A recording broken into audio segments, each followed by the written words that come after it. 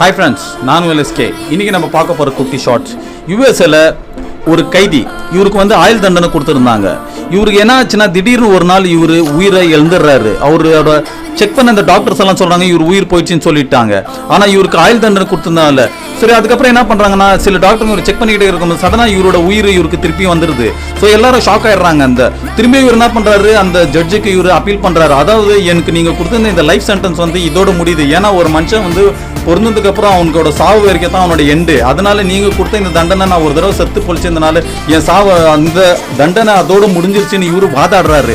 அதுக்கப்புறம் அந்த ஜட்ஜி இல்ல நீ உயிரோட இருக்கிற, அதனால வந்துட்டு இந்த லைஃப் சென்டென்ஸ் இன்னும் முடியல, நீ சாவுற வரைக்கும் இந்த லைஃப் சென்டென்ஸ் இருக்கும்னு சொல்லிட்டு இவருக்கு தீர்ப்பு வழங்கி இவரு திரும்பியும் அதே ஜெயிலில் இவரை போட்டுறாங்க. இவர் இப்போ அது ஜெயில் கைதியா அந்த இடத்துல இவரு அந்த சர்வ் பண்ணிக்கிட்டு இருக்காரு. ஸோ நீங்க வந்துட்டு இதுக்கு என்ன தீர்ப்பா இருக்கணும்ன்றதை நீங்க மறக்காம கமெண்ட்ல சொல்லிட்டு எங்க வீடியோவை பிடிச்சிருந்தா லைக், ஷேர் அண்ட் சப்ஸ்கிரைப் பண்ணிட்டு ஃபாலோ பண்ணிக்கோங்க.